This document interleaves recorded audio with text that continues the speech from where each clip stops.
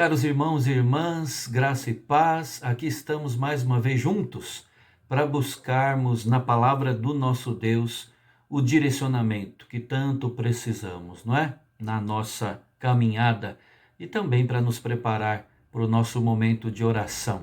Há um cântico, irmãos, nós vamos entoá-lo, cantá-lo agora, que fala que Deus derrama luz nas nossas trevas, Ele derrama paz nas nossas guerras. Nada mais atual do que esta certeza que nós vamos agora cantar em alto e bom som, não é? Verdades preciosas da palavra do Senhor, são promessas dele para nós. Quando Deus achou-me em trevas, ele disse: haja luz. Quando Deus achou-me em guerras, ele disse: haja paz. Vamos cantar? Cada estrada em que eu andei.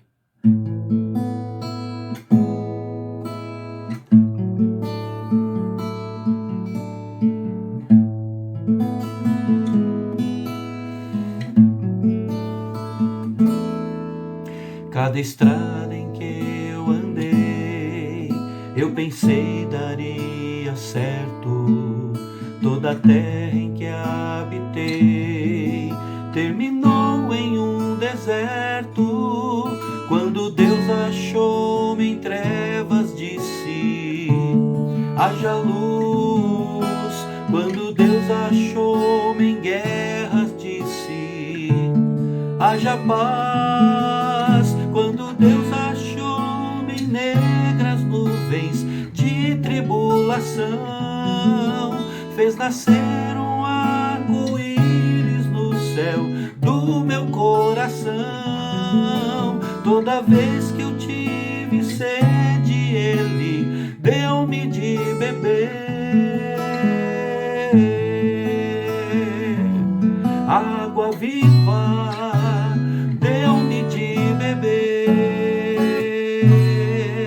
Água viva, deu-me de beber.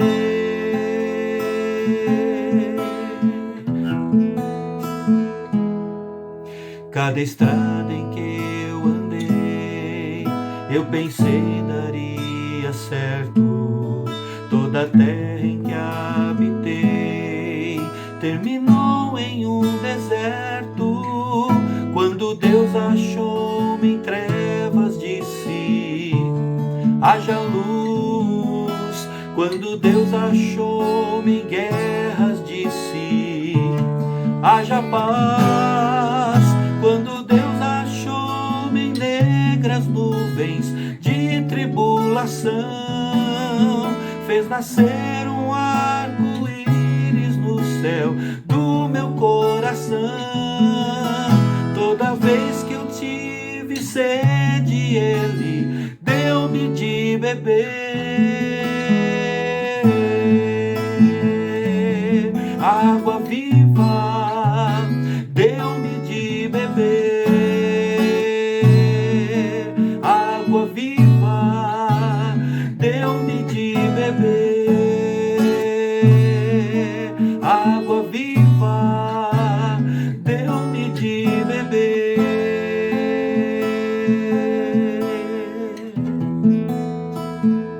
Amém, amém. Eu convido você agora a abrir a sua Bíblia. Nós vamos ler no Salmo 125. Salmo 125, que é o último salmo desta segunda trilogia que estamos estudando dos Salmos de Romagem. Salmo 125. Eu até, antes de ler, quero lembrar que todo salmo, toda a trilogia dos Salmos de Romagem tem um padrão que se repete, não é? Primeiro salmo de cada trilogia é um salmo que apresenta o problema.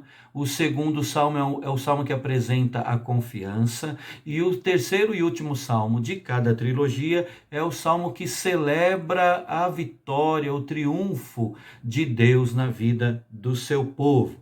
E agora, então, de novo, como já disse, estamos estudando o Salmo 125 para fechar mais uma trilogia.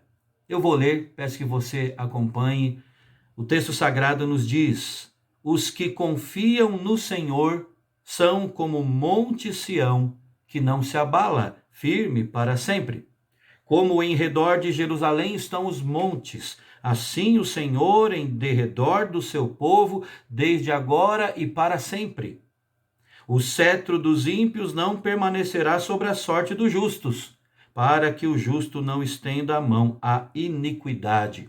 Faze o bem, Senhor, aos bons e aos retos de coração. Quanto aos que se desviam para sendas tortuosas, levá-los-á o Senhor juntamente com os malfeitores.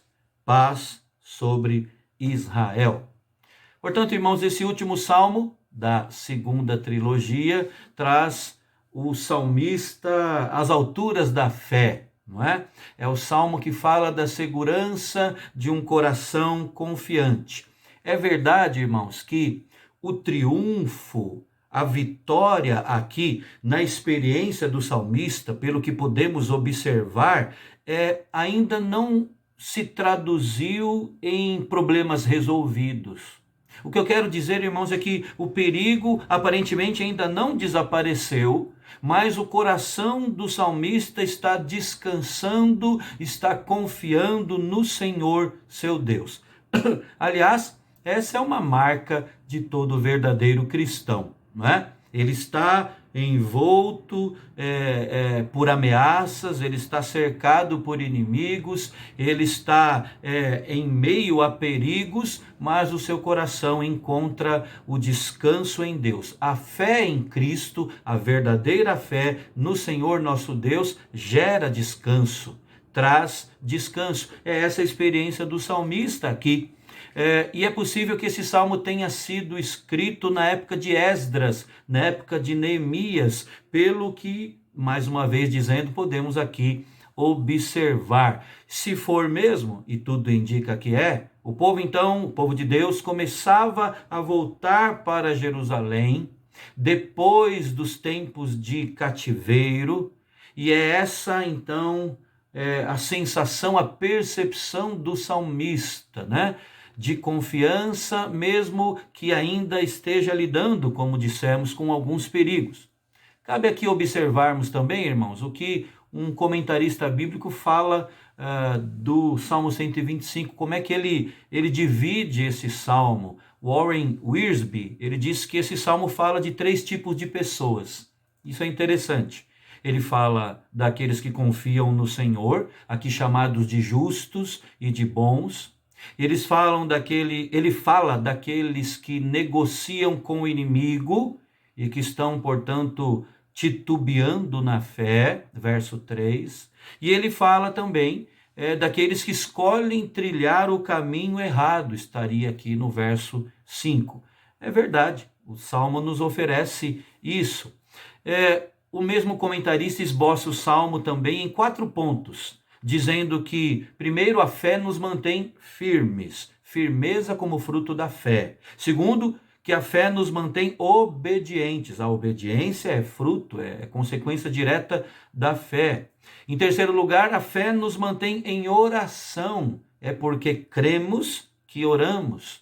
E em quarto lugar, a fé mantém viva a nossa esperança no Senhor nosso Deus. Muito interessante essa divisão. Mas para as nossas considerações agora, irmãos, eu creio que precisamos focar na mensagem principal do Salmo, que é mostrar os benefícios da confiança em Deus, porque é um salmo, como já dissemos, de triunfo, e é um salmo de triunfo coletivo, não é? Então nós temos aqui algumas divisões básicas que eu gostaria de analisar com os irmãos. A primeira delas é que aqueles que confiam no Senhor estão seguros. Seguros. Olha o que temos aqui nos versos 1 e 2. Os que confiam no Senhor são como o Monte Sião, que não se abala, firme para sempre. Como em redor de Jerusalém estão os montes, assim o Senhor em derredor do seu povo, desde agora e para sempre. O salmista, repare, ele diz o que somos pelo fato de confiar em Deus. os que confiam no Senhor são como o monte do Senhor. Ele não diz os que confiam estão como o monte, como os montes, mas ele diz os que confiam são, não é? Ele está apontando para algo que já acontece agora, não é no futuro. W.J. Page escreve assim: algumas pessoas são como a areia, sempre mutáveis e traiçoeiras. Algumas pessoas são como o mar, inquieto, ao sabor do vento, aí das ondas, né, que obedecem ali à velocidade e à força do vento. Ele continua dizendo que algumas pessoas são como o vento mesmo, incertos, inconstantes, mas os que creem no Senhor, os que confiam no Senhor, são como uma montanha. Essa é uma belíssima figura, irmãos. Uma montanha que é forte, que é estável, que é segura.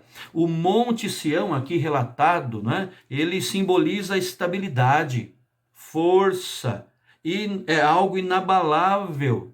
Ele também simboliza, por sua localização, a Jerusalém, o templo ali em Jerusalém, o local onde Deus era cultuado pelo seu povo no Velho Testamento. Como um povo de fé, tanto falando, se referindo àqueles que viveram no Velho Testamento, como a nós que estamos vivendo aqui depois de Cristo, nós jamais seremos abalados. Essa é uma certeza profunda que todo cristão tem que ter no seu coração.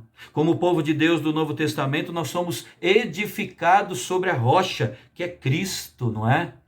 Nós estamos firmes na graça de Deus, edificados pela palavra do Senhor, é o que diz o apóstolo Paulo escrevendo aos Efésios. Somos inabaláveis na fé. É verdade que os ventos sopram e muitas vezes são verdadeiros vendavais, mas o verdadeiro crente está inabalável na fé. E isso é possível, e só é possível porque é Deus que nos mantém firmes, porque é Deus que nos mantém constantes na fé. Ele nos dá firmeza espiritual, irmãos. Portanto, os que confiam estão seguros. Estão seguros porque Deus os cerca por todos os lados. Não é isso que diz o verso 2? Como em redor de Jerusalém estão os montes, assim o Senhor em derredor do seu povo, desde agora e para sempre. Como as montanhas estão ali rodeando a cidade, que era aonde estava o templo, assim Deus está ao nosso redor. Deus nos protege. John Stott escreve sobre isso, dizendo que o povo de Deus é como uma montanha cercada por montanhas, montanhas imóveis, inexpugnáveis. É a ideia de segurança. Os que confiam no Senhor estão seguros. Mas além disso, irmãos, temos aqui também no texto que aqueles que confiam no Senhor têm uma herança segura. Isso está no versículo 3. O cetro dos ímpios não permanecerá sobre a sorte dos justos, para que o justo não estenda a mão à iniquidade. A terra de Israel, como toda a terra, pertence ao Senhor. E Deus permitiu que o povo dele habitasse ali, sob a condição de obediência às regras da sua aliança, não é? A terra jamais poderia ser vendida para estranhos. Era uma concessão de Deus para o seu povo. No entanto, por causa do pecado, Deus permitiu que assírios e babilônios ocupassem aquela terra, residissem ali, habitassem ali na terra que Deus havia prometido dar ao seu povo. E a preocupação do salmista aqui, irmãos, é o perigo agora dos justos, do povo de Deus, estender a mão à iniquidade, do povo de Deus pecar por causa da opressão dos inimigos. Vamos lembrar que pode ser possível que esse salmo tenha sido escrito nos tempos do começo do retorno do povo de Deus ali para Jerusalém, depois de estarem por vários anos ali sob o cativeiro, primeiro o assírio e depois o babilônico. Então a preocupação do salmista é essa: por causa da opressão, da crueldade, do poder do inimigo, o povo de Deus, que estava desalojado da sua terra, e onde eles tinham o templo do Senhor, eles agora estendessem as mãos ao pecado, não é? Irmãos, falando de mim e de você, à luz dessa figura usada aqui pelo salmista, nós também possuímos uma herança eterna que jamais será tomada por ninguém, nem assírios, nem babilônios, nem os demônios, nem as forças do inferno. Nada pode nos roubar, nos tirar esta herança eterna, não é? A herança do que crê já está garantida no céu. Ninguém pode roubá-la. É o que lemos, por exemplo, no Salmo 16, versículos 5 e 6. Davi ali diz o seguinte: o Senhor é a porção da minha herança e o meu cálice, tu és o arrimo da minha sorte. Caem-me as divisas em lugares amenos, é muito linda a minha herança. É também, irmãos, o que nós vemos Pedro falar, que nós somos protegidos por Deus para recebermos uma herança incorruptível. Isso aqui, irmãos, é bênção da parte de Deus para nós. Olha o que Pedro, o apóstolo, diz na sua primeira carta, no capítulo 1. Bendito Deus e Pai de nosso Senhor Jesus Cristo, que segundo a sua muita misericórdia nos regenerou para uma viva esperança, mediante a ressurreição de Jesus Cristo dentre os mortos, para uma herança incorruptível, sem mácula, imarcessível, reservada nos céus para vós outros, que sois guardados pelo poder de Deus, mediante a fé, para a salvação preparada para revelar-se no último tempo. Irmãos, esta é uma bendita promessa. Os que confiam no Senhor têm uma herança segura, que não é simplesmente um pedaço de chão, como era no Antigo Testamento, né? A figura usada, a figura da salvação eterna ali na terra de Jerusalém, ali na terra de Judá, na terra prometida. Agora, muito além disso, temos uma herança incorruptível. Os que confiam no Senhor, e só os que confiam no Senhor têm essa herança segura. E por último, irmãos, o autor do Salmo também mostra que os que confiam em Deus têm um futuro seguro. Olha o que nós lemos nos versos 4 e 5. Faze o bem, Senhor, aos bons e aos retos de coração. Quanto aos que se desviam para sendas tortuosas, leva-los-á o Senhor juntamente com os malfeitores. Paz sobre Israel. O salmista encerra o salmo com uma oração. Os crentes, os que creem no Senhor, são esses bons e retos de coração. E são bons e retos de coração por quê? Por causa da graça de Deus em suas vidas. Nós, por natureza, eu e você, naturalmente, não somos bons e retos, não é?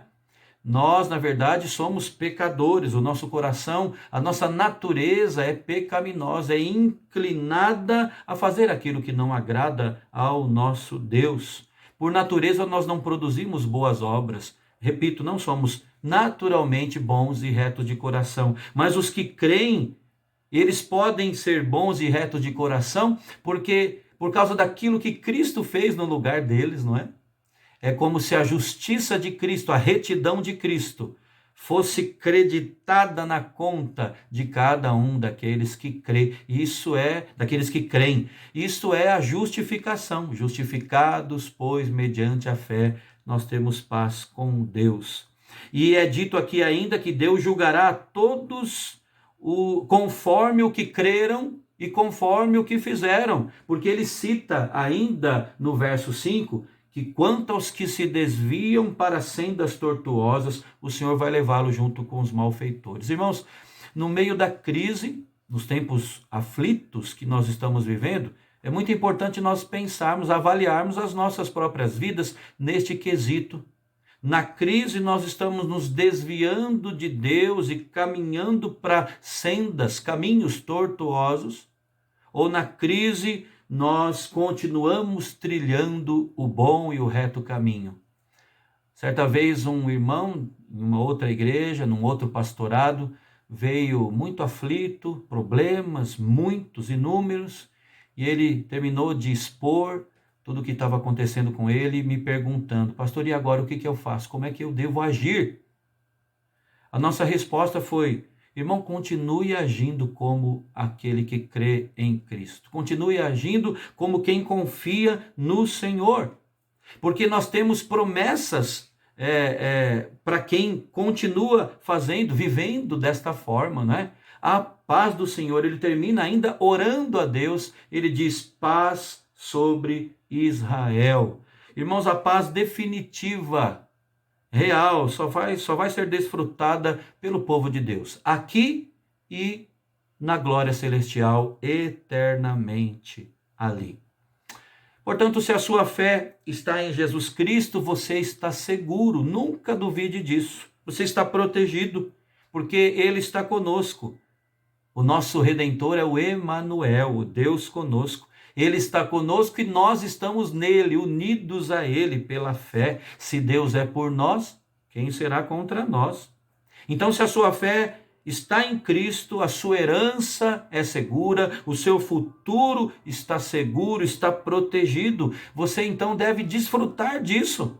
Você deve proclamar isso. Elizabeth Elliot testemunha a respeito destas coisas, dizendo assim: você nunca entenderá por que Deus faz o que faz.